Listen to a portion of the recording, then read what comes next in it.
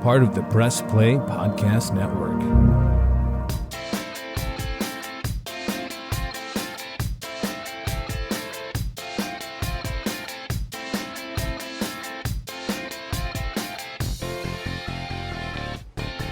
Hello, everybody, and welcome to a special episode of Sabol Brothers on the Baseline podcast. We are on the southern shoreline of Oswego Lake here in New York State, which is right here in downtown Cooperstown, New York. This is kind of a special day for us because we are going to be my brother and I will be interviewing our dad, who's sitting right next to us. We're going to talk baseball. We're going to talk about growing up playing baseball, coaching, and kind of what baseball has meant to us with our family and a lot of other things too, John, right? Absolutely. Plus, we're going to go into our kind of relationship with the game of baseball and the Cleveland Indians, now Guardians, because the baseball side of things with sports, it was really near and dear to our hearts because of the background of family history, and our dad will go into that too, dating back before he was born as well. So we're going to touch on a lot of different topics. This is a pretty cool situation and special spot for us because we're at the National Baseball Hall of Fame in Cooperstown, New York. We surprised our dad with a trip here for Father's Day.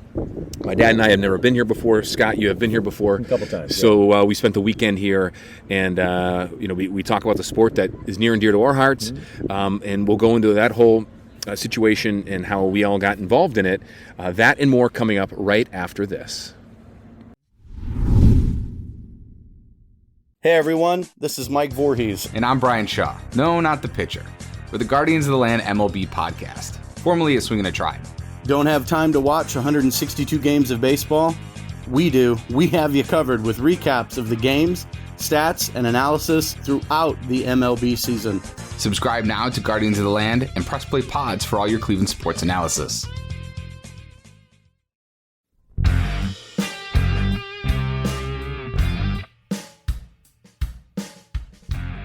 Hey, I'm Jason. And I'm Gary, and we love ball cards. And if you love ball cards too, good news. You just found your new favorite podcast. From breaks to grading. And from collecting to flipping, join us on the Ball Card Show. The sports podcast for the sports collector.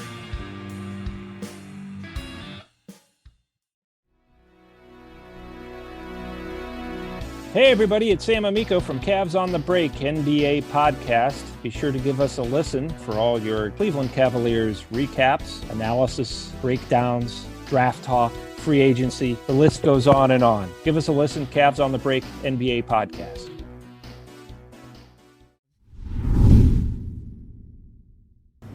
All right, welcome back, everybody. We are on the southern shoreline of Oswego Lake here in Cooperstown, New York, just a few blocks down from the Baseball Hall of Fame. And joining my brother and I is our dad, Rich. We'll call him Dad, but he's known as Uncle Rich to everybody. Dad, we're at a picnic table. We're talking baseball. Thanks for joining us. First time on a podcast, isn't it? Wow, you guys, you're knocking my socks off. But I have a personal question to ask. What's that? Oh boy, here we go, Scott. Here we go. Has your people been in touch with my people for my participation? Well, here's the deal. Our people, you're looking at our people right here. So we're PR, we're community relations, we're presidency. Yeah. So do you need business cards? Do you need a recommendation for something? Do you need a press release? Do you need authorization to be on the podcast? No, listen, I'm very humbled that you fellas got me down here. The Baseball Hall of Fame means a whole lot to me. We've spent 2 days here. We could probably spend a couple more days. I just want to say that I've been humbled by this opportunity. But on the other hand, I know what questions you're going to ask, but please don't hold these against me and don't tell your mother. Well, you guess what? Mom's going to know because she is already aware that we're doing this. So this will be fun. Oh, boy. So, Dad, let's go back here to the beginning. You're a Cleveland native. Born and raised in Cleveland, Ohio. Baseball was a huge sport for you and your brother and your father. So explain to our listeners out there how you're a twin. You know, our Uncle Bob, your brother, is a twin brother, and you're how many years old, or how many minutes older than him? I am 2 minutes older, and I do flex those 2 minutes when I get the opportunity with my twin. There you go. So wait. Remember, he's my spare parts and everything else. I just want to make that perfectly clear, so I can't upset the apple cart to some extent. all right. Well, I don't think he has a smartphone, so I don't think he's going to listen to that, so he won't know that. But we'll be okay. You guys, born and raised in Cleveland, grew up in two different spots, but predominantly grew up in Brook Park, Ohio. And you and your brother grew up playing baseball, playing Legion ball and all that stuff. And your brother got scouted, and you played, and you were a catcher, and he was a pitcher. So walk us back to the beginning. Yeah, tell us. Listen, okay, let's go back. 1954. As far as I can remember, my dad ushered at the old Cleveland Municipal Stadium. And we would go with him on a Friday night, particularly where they were playing the Yankees, which my dad, he had a real problem with that because the Yankees always mopped up Cleveland. But we would go with him on Friday nights, if we were good and got our homework done, to the Cleveland Indians game down at Old Municipal Stadium. It was an extreme treat. He did this for many years. Now, like I started to say, or what you fellas already mentioned, baseball has been very much a part of our growing up. My dad, I'll share this with you. My dad in 1948 ushered, and everybody pretty well knows, the 1948 World Series, Cleveland won. Oh, I know this story, but go ahead. I know where you're going with this. Do you want me to do it? No, please feel free to tell the story. Yeah, okay. So, my dad got autographed baseball of every member of the 1948 Cleveland Indians World Championship, and he put it in a napkin tied, not napkin, handkerchief, in his drawer. My Aunt Mary, in 1954, bought my brother and I Cleveland Indians uniforms. So we had to go ahead and exercise those uniforms in our backyard, which was really, in West 54th Street off of Lorraine Avenue, was really not that, we didn't have a whole lot of room. In any event, I lost the ball. Or, wait a minute, I'm going to blame my twin. He lost the ball. So you were playing with the ball? Well, not yet. Yeah, we were playing. You're right, Scott. We were playing with the ball, and it got lost. So, we are in the backyard playing baseball. So what I did, and I knew, because we couldn't find the ball, that I would go ahead and go to my father's dresser and take out this autographed baseball of all the Indians of 1948 and play with it. And we did. And being a very astute son that I was with my dad, we were through, and I put it back in his handkerchief, tied it up, and put it in his drawer. My dad came home, probably another day or two, and looked at the ball. And obviously, we had erased almost all of the signatures. And I'm talking Lou Boudreau, Al Rosen. My gosh, I could go through the whole team. They were all scuffed off because you guys played with the ball. Now, yeah, but geez, don't be so. I mean, I don't mean to sound malicious, but you guys played with it and you messed up the ball. You basically lived the Sandlot movie before the Sandlot movie decades and decades before. Yeah. So what happened? Okay. So, my dad, I've seen my dad cry 3 times, and God rest his soul, his aunt, his sister, his brother, and cried there. And the 3rd time was when he opened the napkin, and there was the baseball, scuffed. Now, at this particular period of time, I mean, all the players signed the ball, whether it be black ink, red ink, or any type of ink. So my dad saw this, and that's the 3rd time I've seen him cry. Wow. And God thank my mother because I think my dad was going to probably kill us both. Now, did you lose the ball, you said, originally? No, not this ball. The original ball that we were playing with, that's what made me and then you had to get that one. I had to. I see. Wait, you had to play baseball. You had to play baseball, sure. So, in any event, my mother stepped in. John, this is a baseball. She said, what do you mean it's just a baseball? And my dad went back, and I said, then I really stuck my neck out. And my brother said nothing. It was left up to the older son, their oldest twin. I went ahead and said, Dad, don't you worry. I will take a pen and retrace all the signatures. That poured gasoline. That was probably not a good thing to say. No. Yeah, but I didn't know that. I was, 9 years old? You're 9 years old. And it was like pouring gasoline on a fire. Yeah, probably not the best thing to do. No. And my mother stepped in. John, my mother's name was Ann, and my father's name was John. John, take it easy. Do you realize what these boys did? Now, let me move forward, okay, to this particular segment with John and Scott. Okay, several years ago, when they really were into baseball, really, in the 90s, right? You're talking in the 1990s. And I told them what I did. My son said, are you kidding me? Did you really do this? This happened on many occasions, even if we're watching a baseball game. I'd say this, right? Yeah. And even watching a baseball game, I can't believe, Dad, they turn around out of nowhere and say, how could you do this? I said, I was 9 years old. You were a little kid at the time, right. So, and again, John said, well, you realize what that baseball would cost right now, what it would be worth? But back then, the memorabilia was not a thing, so no one really, you didn't think of that. But I got in a whole lot of, oh my God. Now, was that your first real, big baseball memory? That's a big memory. Well, sticks with you here. Do you have any memories prior to that? Yeah. Playing baseball, your dad playing baseball, the Indians, that My sort of dad thing? always took us to the church schoolyard. We would be doing batting practice. We would be doing ground balls. And he would be able... Now, my dad also played ball. And, of course, he shared a lot of stuff with us. But he would come home from work before dinner, and we would be out there fielding ground balls, doing batting practice, and everything like that. And I really appreciate that because my dad... He was, I really think he probably could have played professional ball. But, way back when, especially after World War II. Yeah.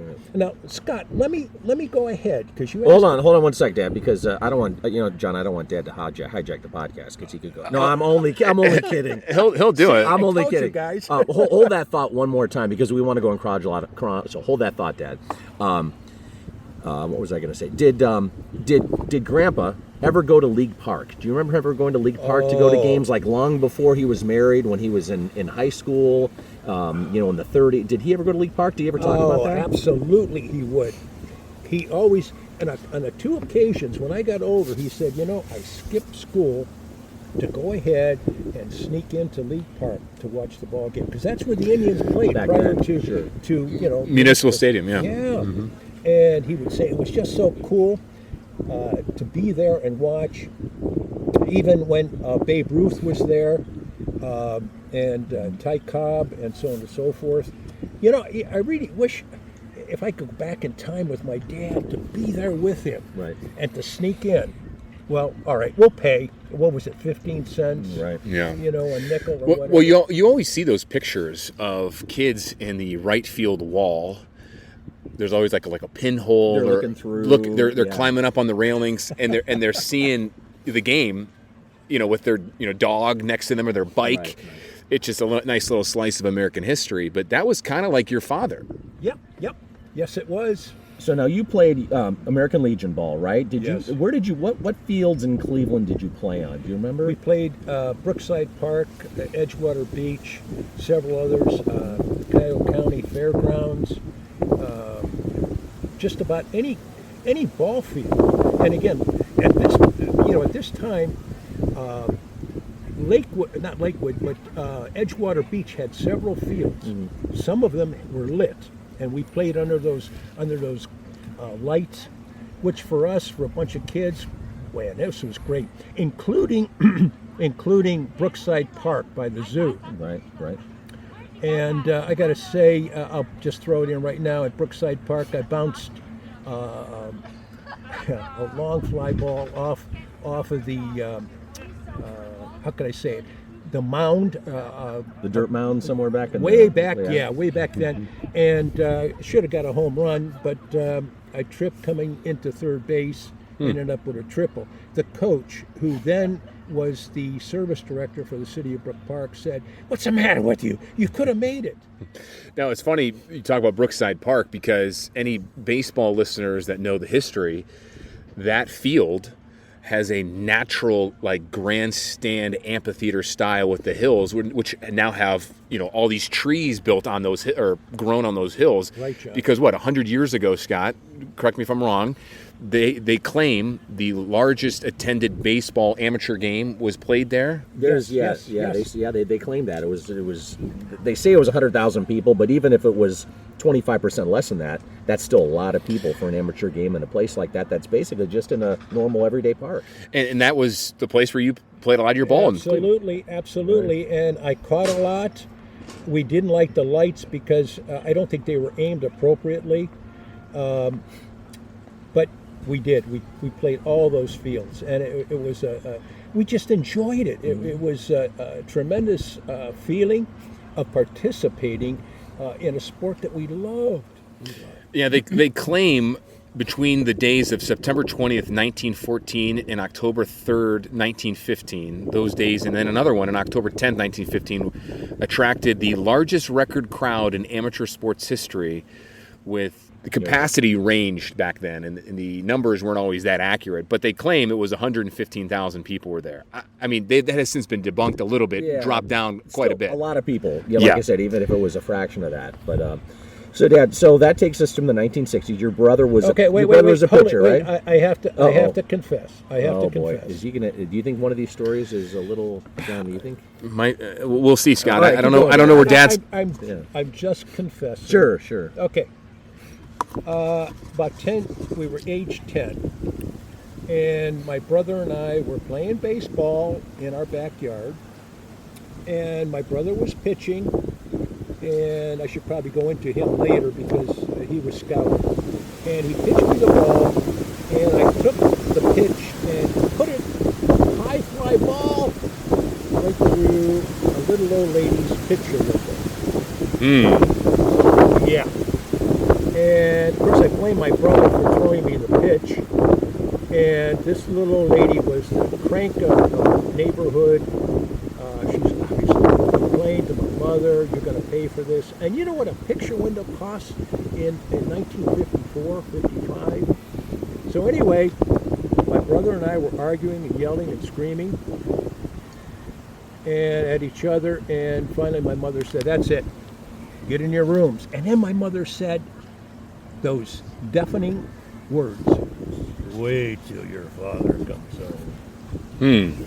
Now, it just so happens this was a Friday, and my dad came home with box seat tickets for the Cleveland Indians playing the New York Yankees. And my dad, kind of confessing, my dad came in, was all excited because he got the tickets and he was going to be going to the stadium, and said, "Where's the twins? Where's the twins?" And of course my brother and I were sequestered into my sister's bedroom, where if we would have continued our frivolity, it would have been bad news. And in any event, my dad asked my mother what happened, and she told him, and he says, "You've got to be kidding me. Where are the twins?" Did you end up going to the game? I would have said probably not.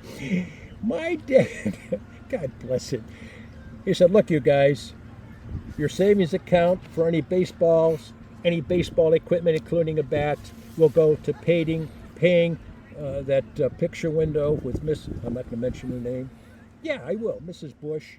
Yeah, I don't think Mrs. Bush is alive, nor I don't think she's listening to the podcast.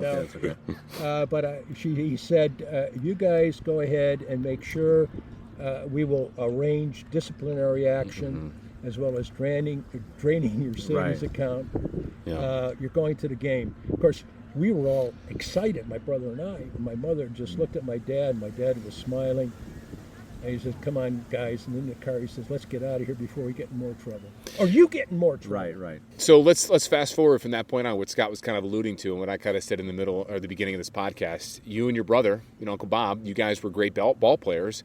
You caught for him. You were a catcher. He was a pitcher, and he got scouted at the time, right, by some teams. Yes, he was.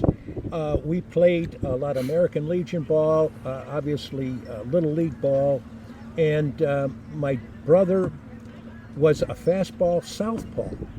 Cleveland Press and Cleveland News had written that he is the next Herb Score. And you know who Herb Score was. Yeah, and for our listeners out there who are young and don't know who Herb Score was a great Indians pitcher, but his career got cut short with a line drive that hit him in the eye. But a lot of even younger fans may remember him as the Indians play-by-play announcer on the radio before he passed, that Tom Hamilton worked with and then is now in his position. Yep, and they had people, there were about 4 or 5 different teams that were scouting my brother. And of course, I was his catcher. There were about 5 teams that were scouting him. And I noticed every game that we had, we could go up in the stands and I would look and they would flip up their pads and start writing down information. And he was a fastball pitcher and had a tremendous record. I don't remember what his record was. But in any event, we had an issue off season. We did pole vaulting. Pole vaulting. Wait, you did pole vaulting? Or wait, come on. Really? Wait, here, let's pump the brakes here. Pole vaulting, like Ohio in the OHSAA right now, currently pole vaulting is not a sport in track. Pole vaulting? Is this in the backyard? Okay. I was expecting you to say something even more crazy like lawn darts. So you're going pole vaulting, all Which right. would be more believable. Not saying you're lying. You got to tell us this. All right. Okay, I told you guys I was confessing. In the back of our yard, there was a railroad ditch and railroad tracks. Oh, I see. And my brother and I would pole vault across this ditch. The problem was I made it. He came and didn't make it because the pole that we're using broke. They took him to the hospital. He has severe knee injuries. And I got to tell you, even going to school, he was in a cast on crutches. And, of course, we went to St. Michael's High School, and we had to take a Rapid and 2 buses. And he would struggle to get to high school and went to therapy. He rehabbed as much as he possibly could for a comeback. And he did do a comeback. However, it was the summer, and I don't remember the year. He was pitching. And this other team, and I don't remember the team's name, had scouted him. And, of course, they didn't have the sophisticated radar guns and stuff like that. Yeah. Right, Scott. In any event, he was warming up. I was warming him up. I noticed the 5 guys that were up there who had been following him most of the season. And he went into the windup with about the second batters. First batter, he struck out. Second batter, he struck out. And the third batter, he went into his windup, came down, and the ball bounced 10 feet in front of home plate, and he passed out. And it's just terrible. His brother, me, his catcher, looked up in the stands, and those 5 guys that had been following him all season and a couple of seasons flipped their pads up. And remember, they didn't have the radar and all this sort of stuff. And packed up their bags and walked off. And everybody said he had a stroke. I mean, cripe, at what, 18, 17? But was it just the pain from the knee? Is that what happened? It was the pain. He turned the knee and ripped up the medial and lateral meniscus again. And that was it. And that was all she wrote. Wow. So you guys were about 18, 19 at the time, right, when that happened? Yes, it was. was. Okay, so let's fast forward now to, we're one of 5 kids. It's me, John, and our 3 sisters. And so, but I mean, we all played either baseball or our sisters played softball. So there was, you coached us all. So take us back. Back in the day, obviously, Grandpa was always working. So, he didn't coach you, but he kind of coached you informally, when you were little. Oh, absolutely. But you became a coach, what was it like? Take us back to, when you started coaching me and then all the way up through coaching softball and John. Well, Scott, what he's going to say is that, you set the bar really low, Oh, is that how this is going to be? And then our three sisters jumped over that bar, and then the youngest of five, me, I came along, and I took that bar to new lengths and heights. Yes, exactly. I knew he was going to say that. Wait, first of all, before I answer your question, I got to bring this out. My father tried to get to all of our baseball games. Sure. It was at Cuyahoga County Fairgrounds. It was a Sunday afternoon, and I hit the longest home run, at least as to what the umpires and everybody said. And you guys, we're going back, and I'm going to go ahead and pace it out. As a matter of fact, I rounded home plate, and the ball was just coming in the second base. I'm sitting on the bench, huffing and puffing, and everybody's congratulating me, and a couple of guys, I'm not going to mention their names, were saying, "Hey, Sabol, that was the best, longest hit we've seen." And my dad comes in and said, "What's going on?" And then one fella said, your son just hit the longest fly ball we have seen in 2 years." My dad said, "Really?" He said, "Is that true?" And I said, "Yeah." Gee, I guess I missed it. Bummer. Yeah. Before Scott gets into that question, I do have a follow-up before, and then we'll get into us siblings really quick. Our grandfather, your dad, was a usher at Municipal Stadium. Did he ever talk about his time there? And do you know how many seasons or how many years he was actually an usher there? Wow, that's a good question, John. He was there probably about 6 seasons. And he got to know a lot of the guys, Vic Wirtz, Lou Boudreau, Al Rosen, many of the guys that played ball, because they would come down and talk to the ushers. So he got to know these guys almost on a first-name basis. And when we went to the field, he would introduce us to some. And what was really, really neat, guys, is I saw some of those guys at the Baseball Hall of Fame. Today, yeah. I mean, I got goose pimples. Mm-hmm. It brought back my dad. It brought back to those times. It was just such an experience, ineffable. I can't explain it. All right, Scott, go back to your original question. You were talking about how Dad coached us, all 5 of us. Scott, our 3 sisters, and then myself. What do you remember about your earliest days of coaching Scott, and then the 3 daughters you have, and then me? Whoa. I mean, there's a lot of years there, so. I mean, the one sport that really connected our family together was a baseball, softball sport. I played football and basketball, and the girls played volleyball, cheerleading, field hockey, lacrosse. Scott played predominantly baseball, but that was the one sport that really connected all 7 of us, really, with Mom. We'd have baseball games in the backyard because we had a big backyard, and all that. But just talk about the coaching. Talk about what that meant to you and how you got into it. Well, first of all, because we had 5 kids that were playing a variety of baseball sports, softball, baseball, my wife, God bless her, would go ahead and prepare a meal, put it on the oven, and say, "Hey, when you guys get back, this is your meal. Go for it." Yeah. But in any event, I had going ahead and coaching Scott and John, and of course the daughters. And I got to be very frank. Girls playing softball, fine, and of course Lisa, who came out very high as on the second team of Summit County when she was a junior. But anyway, Scott and John playing t-ball, to some extent it was frustrating, because you're looking at these guys, and then finally these guys got called to the all-star team, and I was able to hit a ground ball a little bit harder to them, and they listened. So, but you coached a lot, Dad, though. You coached all of us all the way up through. Do you miss it? Do you miss coaching? Oh, yeah. Now, let me go back, if I can, to John. John was unique. John was a risk taker.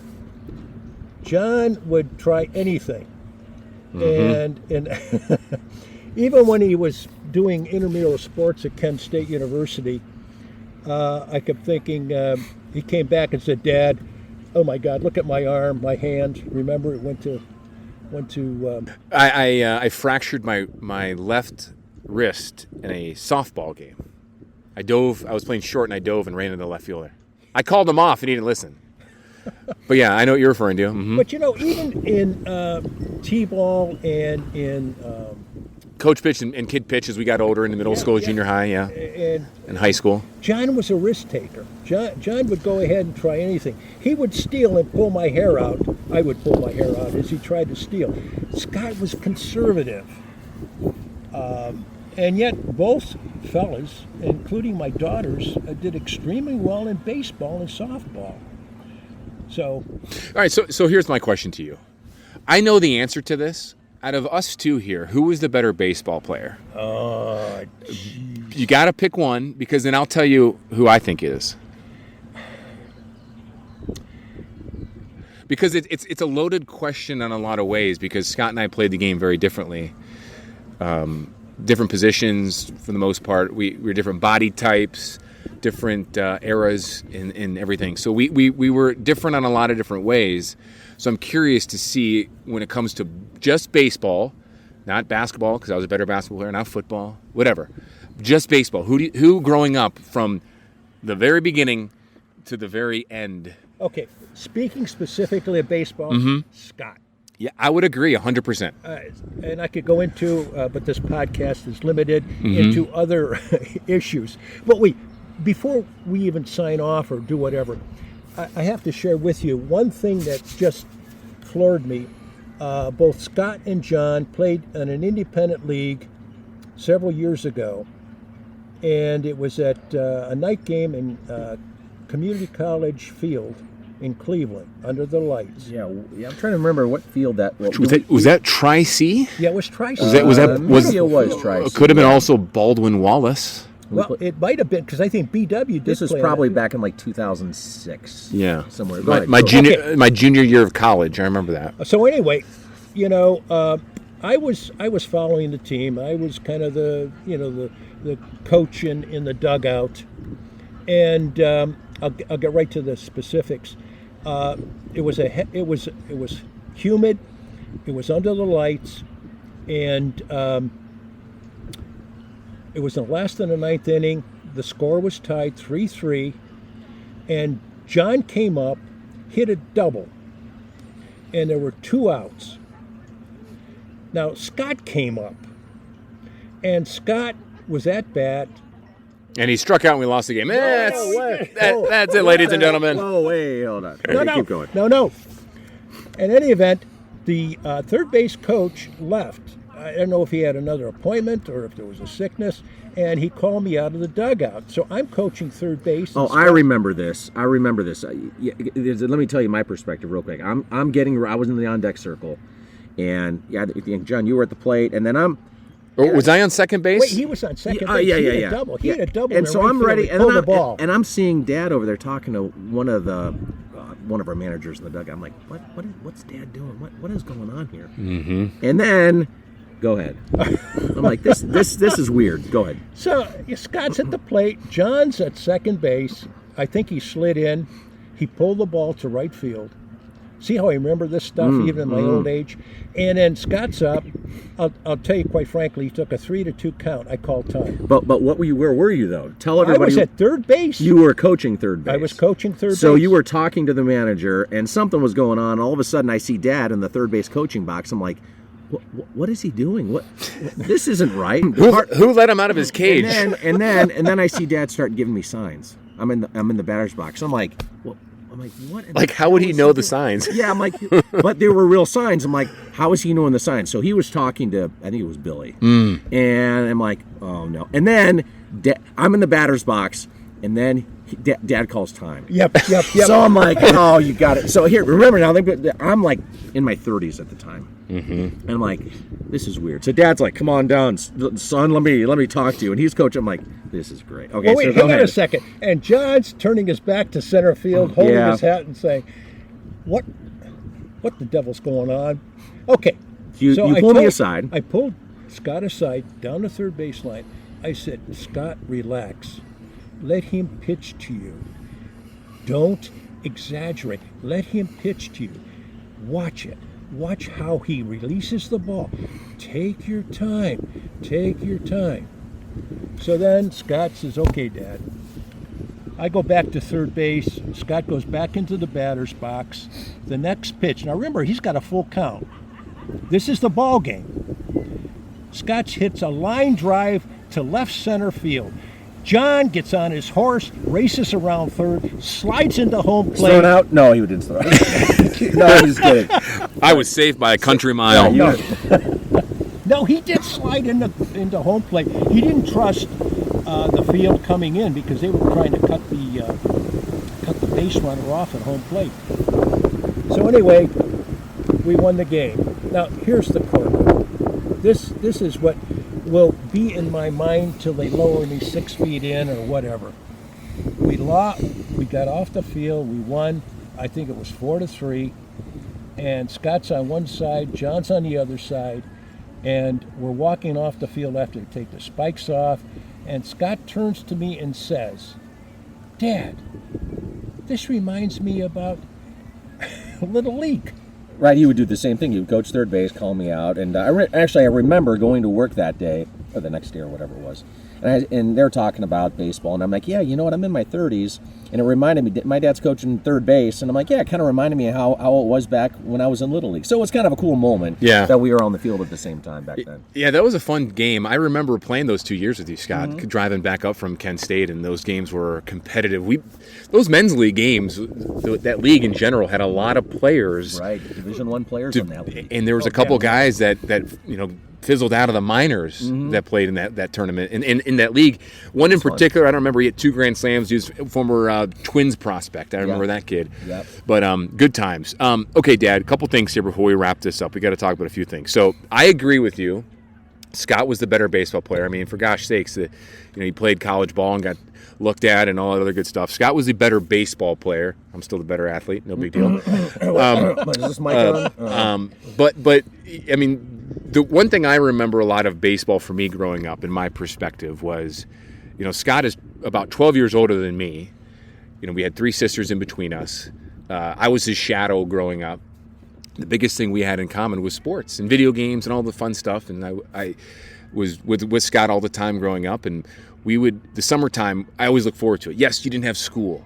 But for me, summertime meant baseball. It meant baseball in the backyard. We have a big backyard in Hudson, and we'd play soft toss.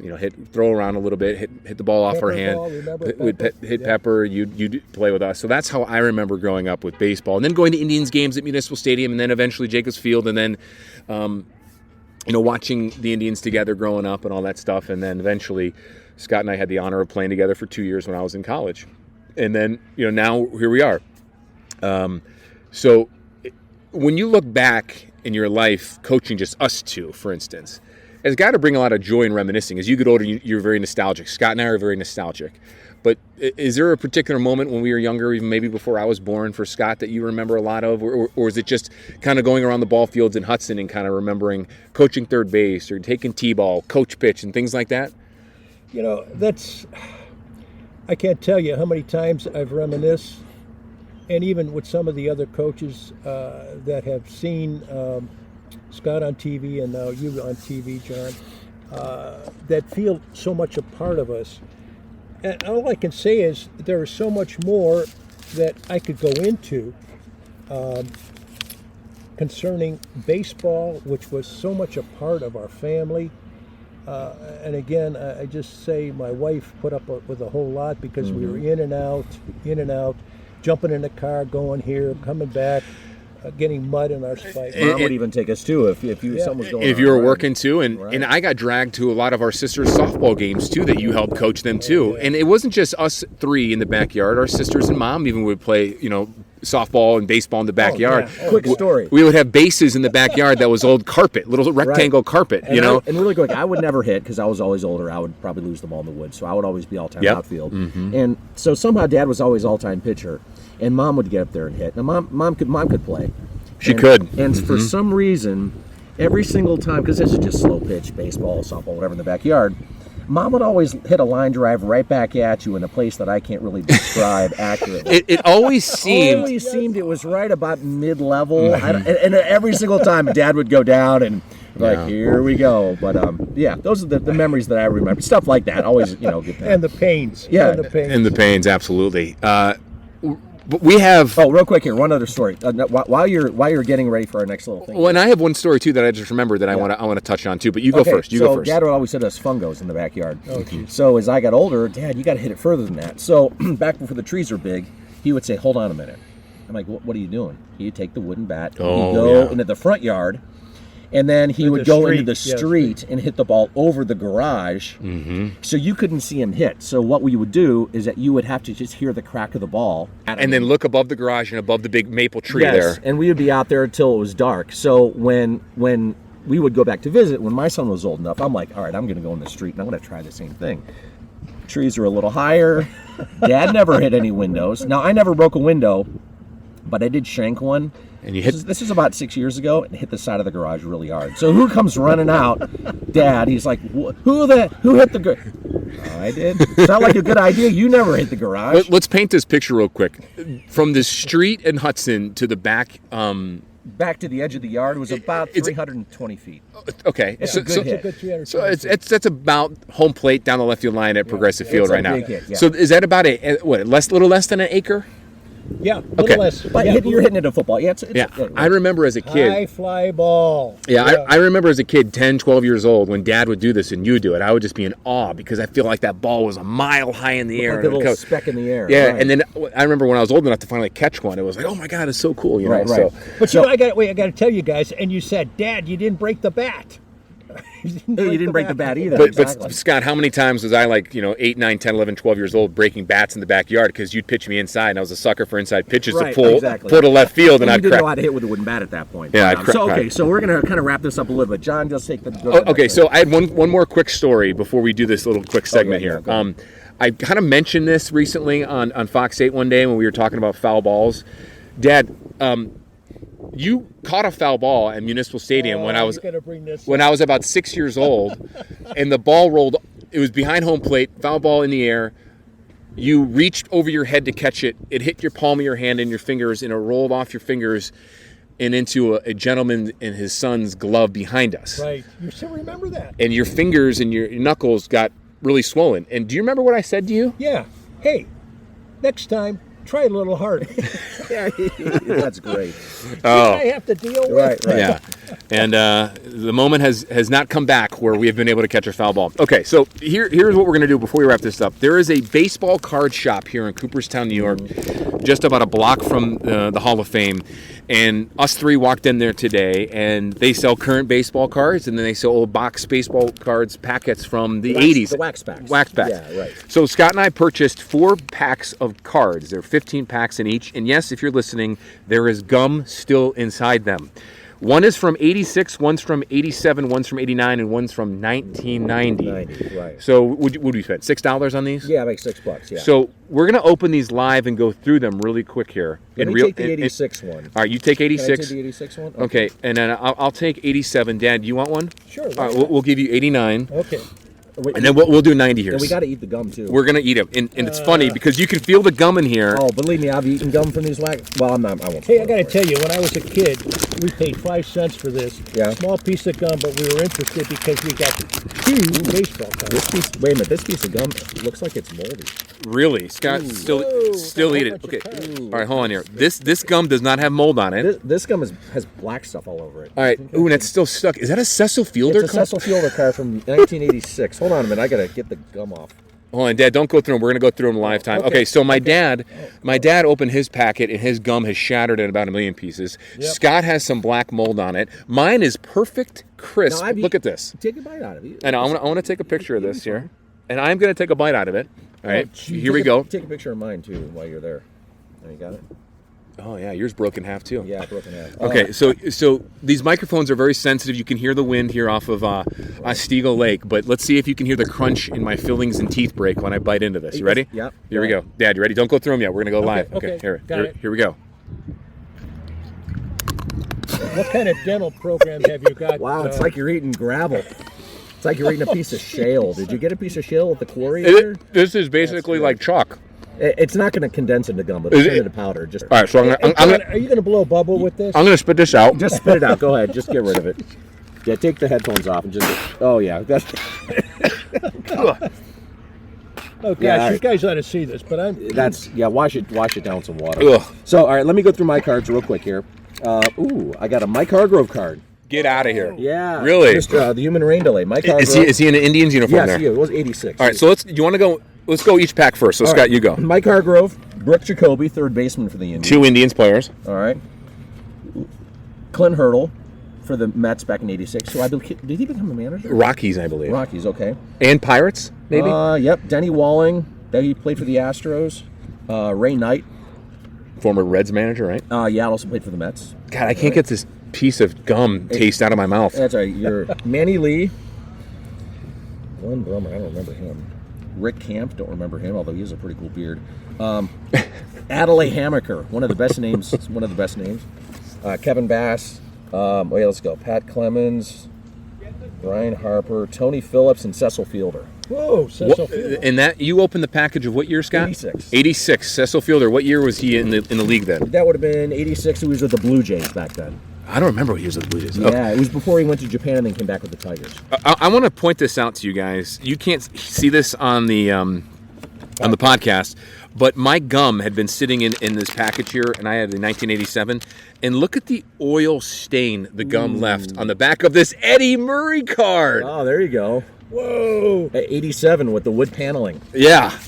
Wow. All right. Old Cleveland Indians. Well, here he's an Oriole. He's an Oriole, which he's wearing At that point, a yeah. phenomenal aviator mustache and fro here. Phenomenal. Oh, that's good stuff. All right, we'll go through mine really All quick right, here. Okay. So I've got another Blue Jay, Manny Lee. Scott, do you remember Manny Lee? Yep, we got him right here. Yep. Jamie Moyer. Jamie Moyer, who pitched until that was Jamie Moyer in his second year because he pitched till he was 50. He does not. He looks really young here. Yeah. Okay, Ed Olwine from the Braves. Don't remember. Dave Parker. Oh, okay, Dave Parker. It's an all-star card. Pittsburgh? Reds here These in are this. the Reds and then before. Rick Leach. We got a baseball fever card. Twins leaders to a pitcher, catcher, batting. Twins. I don't know who are these. This is Burt Blyleven and. Whoa, yeah. Okay. We got Randy Myers of the Mets. Yep. Junior Ortiz of the Pirates. Vida Blue with the Giants. Yep. Terry Pendleton of the Cardinals. Yep. Joe Cowley of the White Sox. Bruce Benedict of the Braves. We got a couple more here. Greg Harris of the Rangers, Paul Zuvela of the Yankees, Zuvela, excuse me, and Herm Winningham of the Montreal Expos. All right, Dad. Who do you got? Okay. Tom Glavine. Ooh, Tom with Glavine. the Braves. Yeah. And he looks like he's got to be. About 12 there. Yeah. We have Darren Dalton with the Phillies. Right, Darren Dalton. Johnny Padres with the Expos. Tom Herr with the Twins. Alfredo Griffin with the Dodgers. Frank Tantano. Tantana. Frank Tantana. From Detroit. Jeff Kunkel with the Rangers. Greg McBurty with the Rangers, the pitcher. Lance Johnson with the Chicago White Sox. Ralphie Santana with the Yankees. Raphael. Okay, he's come from the other side of the street from me.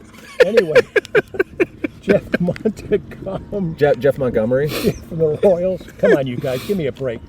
And we got Dave Palmer with the Phillies. Record breaker. I got to see who this guy is. 1988. Jones Aarons. Jones. Yeah, Joan Aarons. Is that an Indians player? Oh, that's Doug Jones. Oh, Doug Jones. That was Doug Jones. That was a Doug Jones card. Yeah, Really? They only put his first last name on there. And Son of a gun. I should have recognized him with his mustache. Right. Jeff Ballard with the Orioles and Wally Joyner with the Angels.